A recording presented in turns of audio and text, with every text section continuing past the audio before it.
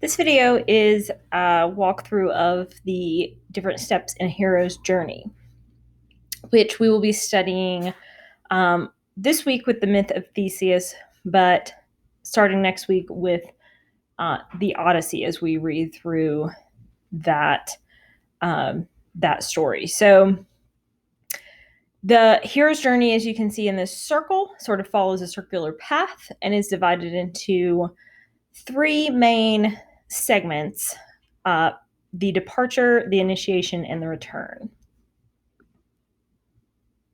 So, first, a little bit about what the hero's journey is and where it comes from. So, according to Joseph Campbell, who is a famous scholar, he studied mythologies across the world, and he found that many cultures' myths follow these specific patterns in both types of characters they have and types of plots that they have.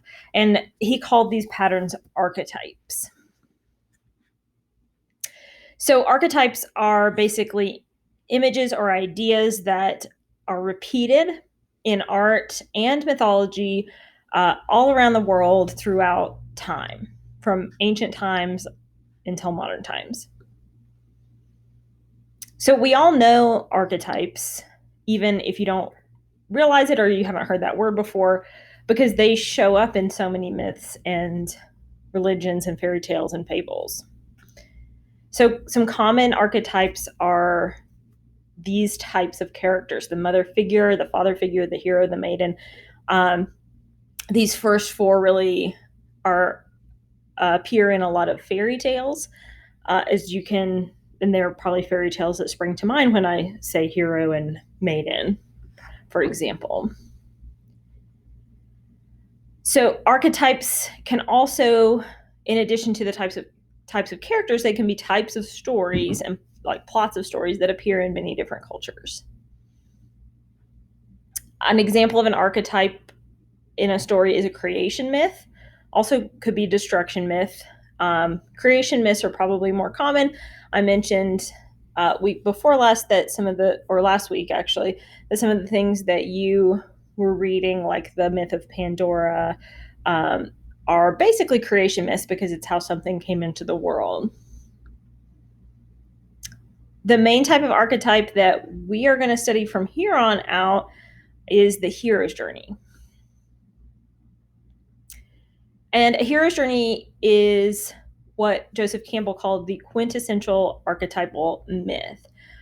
Or, in other words, it's the best example of an archetypal myth or a way to tell a myth. Joseph Campbell wrote a book called The Hero with a Thousand Faces, and that book outlines all the steps that a character who is a hero will likely go through on the path to becoming a hero.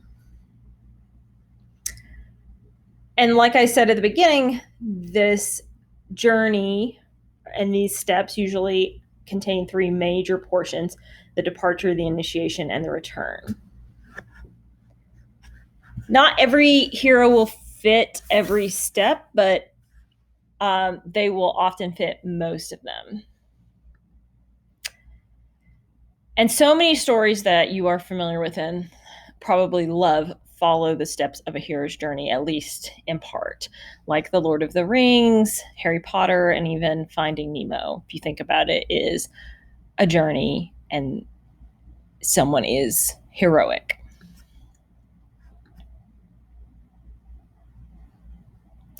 So we're going to go back to the circle and start at the top with part one, which is the departure.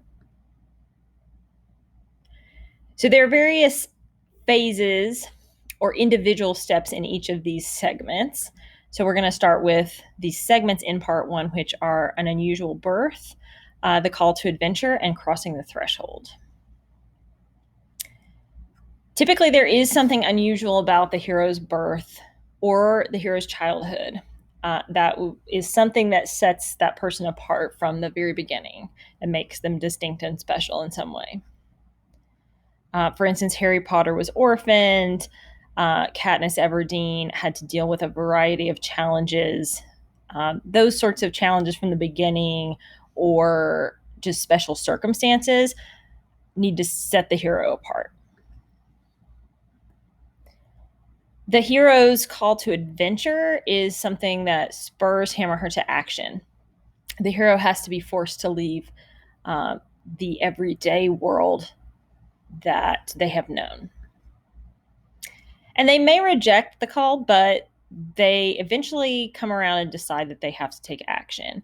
And that acceptance is the first voluntary step. And that's important because the journey has to begin somewhere.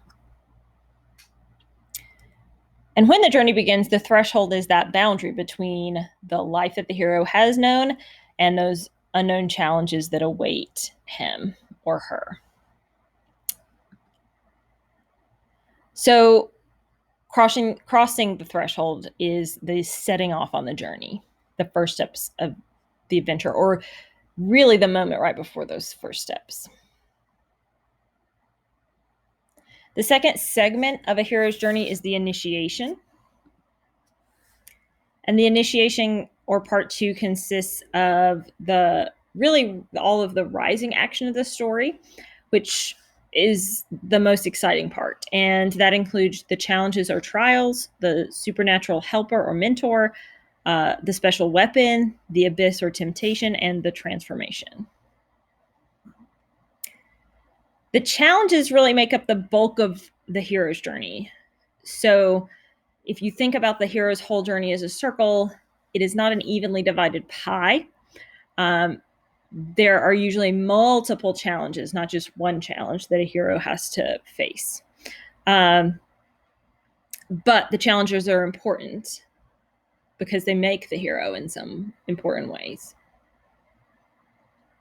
The hero also usually has a mentor who looks out for him and teaches him what he needs to know, gives him advice, and maybe even gives the hero a weapon or magical object that is helpful. So the mentor is important, but has to be sort of out of the picture at some point for the hero to really come into his own in an important way. And for that reason, a lot of times mentors end up dying, not always. So like I said in the mentor section, the hero also typically has a special weapon, often given to him by the mentor. But sometimes he has to earn the special weapon. And sometimes it is the case that only he can wield the special weapon. It is something that is unique to him. And that weapon can come in many forms. A pen from a mentor, a magical sword named Excalibur, his father's lightsaber, for instance, or maybe a wand chosen just for him. You could probably imagine the myths or the types of heroes' journeys I'm talking about as I list those. Then there's the abyss, which is defined as an immeasurably deep chasm, depth, or void. It's just the literal dictionary definition of abyss. In other words, the denotation. Protagonists, like the hero, may even face the temptation to become evil or desert their quest. That might be part of the abyss. So that makes the abyss the darkest part of the journey and the most dangerous.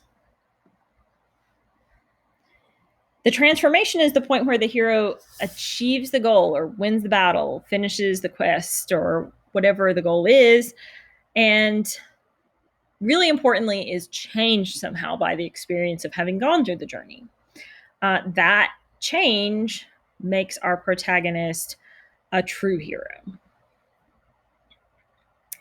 The third section of the hero's journey is the return, coming around to the second, or the third really segment of the circle. So in the return, the character is ready to return home. And this is also an important closing part of the journey because this gives a hero the opportunity to sort of claim his place as a true hero. And that part of the journey consists of the return home and the mastery of two worlds. And the return home is what it sounds like. The hero has to return to that ordinary world, but as a changed person. And there are variations of this. The hero may decide not to stay at home, but usually returns at least temporarily, sometimes returning and then leaving again. In the Mastery of Two Worlds, which is the very final step, the hero is able to reconcile or bring together his experiences on his journey and his life back home before his journey began. So at this point, the hero has learned and seen things that have changed him forever, and might question how he can live in his old world and his old life while still being true to his new self. This is what causes a lot of heroes to venture on and leave the home after they have returned in order to embrace their new role. But returning back to the starting point is usually important for the hero. So that's a general walkthrough of those 10 steps in 3 segments of the hero's journey. After watching this, you are going to read The Myth of Theseus, or you might have done that already, and then match these parts of a hero's journey with specific elements of that myth.